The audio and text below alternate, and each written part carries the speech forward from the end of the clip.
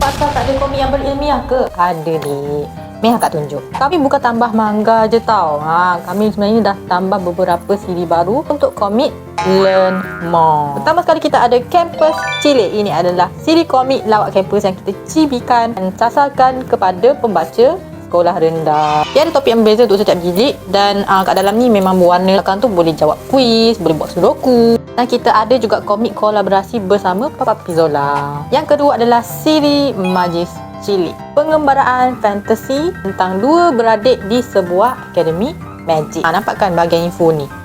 Dia tunjuk gambar, ada lukisan dengan tema yang sangat comel. So senang untuk faham lah. Sangat recommend buat korang yang suka cerita fantasi tapi nak ilmu baru. Lepas tu kita ada siri career fantasy. Siri fantasi yang macam mana tu? Jadi wira, jadi pelatih naga. Walaupun career ni tak wujud di dunia nyata, tapi apa yang penting adalah topik dia tentang self-help.